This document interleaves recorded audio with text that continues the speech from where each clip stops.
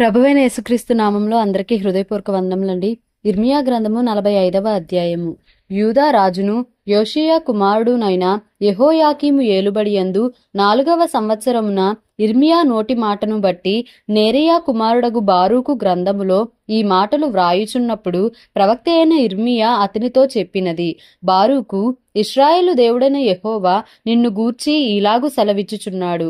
కటకట నాకు శ్రమ, యెహోవా నాకు పుట్టించిన నొప్పికి తోడు ఆయన నాకు దుఃఖమును కలుగజేయుచున్నాడు. మూలుగు చేత అలసియున్నాను, నాకు నెమ్మది దొరకదాయెను అని నీవు అనుకొనుచున్నావు. నీవు అతనికి ఈ మాట తెలియజేయుమని యెహోవా సెలవిచ్చుచున్నాడు. నేను కట్టిన దానినే నేను పడగొట్టుచున్నాను, నేను నాటిన దానినే పెళ్లగించుచున్నాను.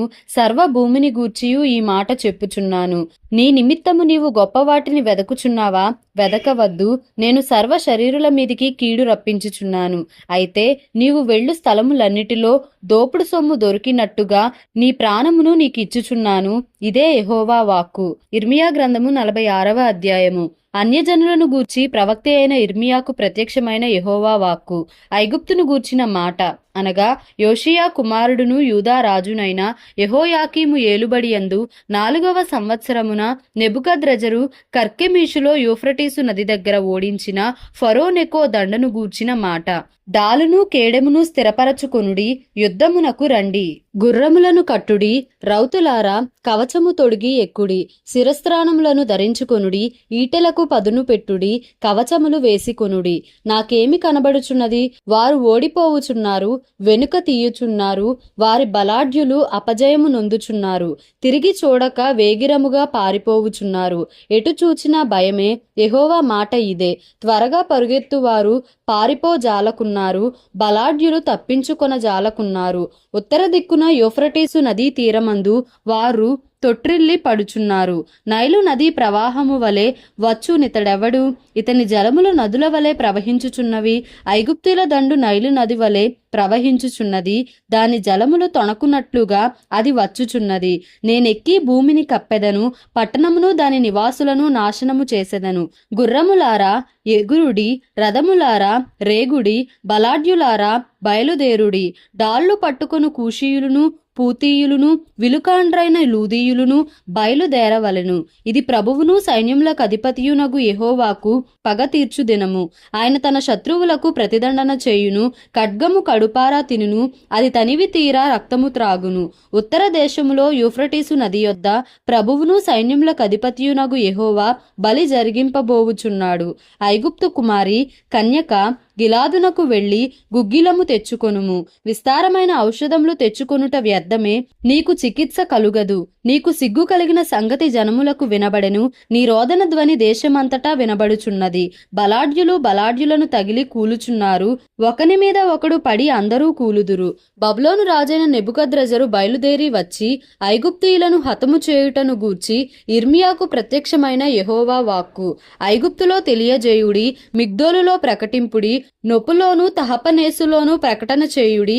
ఏమనగా, ఖడ్గము నీ చుట్టూనున్న ప్రదేశములను మృంగివేయుచున్నది. మీరు లేచి ధైర్యము తెచ్చుకొనుడి. నీలో బలవంతులైన వారేల తుడుపు పెట్టబడుచున్నారు. యెహోవా వారిని తోలివేయుచున్నాడు, గనుకనే వారు నిలువకున్నారు. ఆయన అనేకులను తొట్రిల్లజేయుచున్నాడు. వారొకని మీద ఒకడు కూలుచు, లెండి, క్రూరమైన ఖడ్గమును తప్పించుకొందము రండి, మన స్వజనుల యొద్దకు మన జన్మభూమికి వెళ్ళుదము రండి అని వారు చెప్పుకొందురు. ఐగుప్తు రాజగు ఫరో యుక్త సమయము పోగొట్టుకుని వాడనియు వట్టి ధ్వని మాత్రమే అని వారచ్చట చాటించిరి. పర్వతములలో తాబోరు ఎట్టిదో, సముద్ర ప్రాంతములలో కర్మెలు ఎట్టిదో, నా జీవము తోడు అతడు అట్టి వాడై వచ్చును. రాజును సైన్యములకు అధిపతియునగు యెహోవా వాక్కు ఇదే. ఐగుప్తు నివాసులారా, నొప్పు పాడైపోవును, అది నిర్జనమై కాల్చబడును. ప్రయాణమునకు కావలసిన వాటిని సిద్ధపరచుకొనుడి. ఐగుప్తు అందమైన పెయ్య ఉత్తర దిక్కున నుండి జోరీగా వచ్చుచున్నది, వచ్చేయున్నది. పరదేశులైన ఆమె కూలి సిపాయిలు పెంపుడు దూడల వలె ఉన్నారు. వారే గదా వెనుక తట్టు తిరిగిరి, ఎక్కడనూ నిలువకుండా పారిపోయిరి. వారికి ఆపద్దినము వచ్చియున్నది, శిక్షాదినము వారికి ఆసన్నమాయెను. శత్రువులు దండెత్తి వచ్చుచున్నారు, మ్రానులు నరుకు వారి వలె గొడ్డండ్లు పట్టుకొని దాని మీదికి వచ్చుచున్నారు. ఆలకించుడి, ఆమె ధ్వని ప్రాకిపోవు పాము చప్పుడు వలె వినబడుచున్నది. యెహోవా వాక్కు ఇదే. లెక్కలేని వారై మిడతల కన్నా విస్తరింతురు.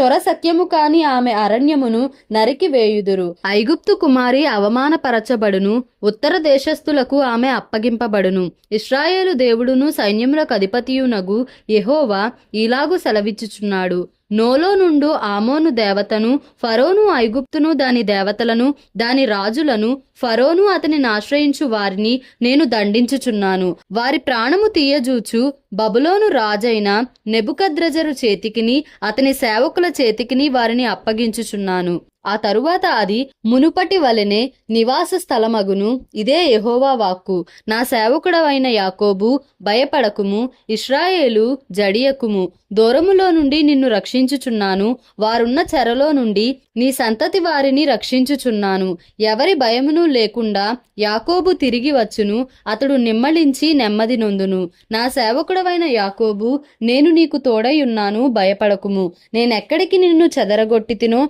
ఆ సమస్త దేశ ప్రజలను సమూల నాశనము చేసెదను. అయితే నిన్ను సమూల నాశనము చేయను. నిన్ను శిక్షింపక విడువను గాని న్యాయమును బట్టి నిన్ను శిక్షించెదను. ఇదే యెహోవా వాక్కు. ఇర్మియా గ్రంథము 47వ అధ్యాయము. ఫరో గాజాను కొట్టక మునుపు ఫిలిస్తీయులను గూర్చి ప్రవక్త అయిన ఇర్మియాకు ప్రత్యక్షమైన యెహోవా వాక్కు. యెహోవా ఇలాగు సెలవిచ్చుచున్నాడు. జలములు ఉత్తర దిక్కు నుండి పొర్లి వరదలై మనుషులు మొర్రపెట్టునట్లుగాను, దేశ నివాసులందరూ అంగలార్చునట్లుగాను, దేశము మీదను అందున్న సమస్తము మీదను, పట్టణము మీదను, దానిలో నివసించు వారి మీదను ప్రవహించును. వారి బలమైన గుర్రముల డెక్కలు నేల తన్ను శబ్దమునకును, అతని రథముల వేగమునకును, అతని చక్రముల ఉరుము వంటి ధ్వనికిని తండ్రులు భయపడి బలహీనులై తమ పిల్లల తట్టు తిరిగి చూడరు. ఫిలిస్తీయులనందరినీ లయపరచుటకును, తూరు సీదోనులకు సహాయకుడొకడైనను నిలువకుండా అందరినీ నిర్మూలము చేయుటకును దినము వచ్చుచున్నది. యెహోవా కఫ్తోరు ద్వీప శేషులైన ఫిలిస్తీయులను నాశనము చేయును. గాజా బోడి ఆయను, మైదానములో శేషించిన అష్కెలోను నాశనమాయెను. ఎన్నాళ్ల వరకు నిన్ను నీవే గాయపరచుకొందువు? యెహోవా ఖడ్గమా, ఎంతవరకు విశ్రమింపకయుందువు? నీ వరలోనికి దూరి విశ్రమించి ఊరకుండుము. అష్కెలోను మీదికిని సముద్ర తీరము మీదికిని పొమ్మని యెహోవా నీకు ఆజ్ఞ ఇచ్చియున్నాడు గదా. నీవేలాగు విశ్రమించుదువు? అచ్చటికే పొమ్మని ఆయన ఖడ్గమునకు ఆజ్ఞ ఇచ్చియున్నాడు. దేవుడి పరిశుద్ధ వాక్యమును మన వినికిడిలో దీవించి ఆశీర్వదించునుగాక. Amen. Please like, share and subscribe for more videos.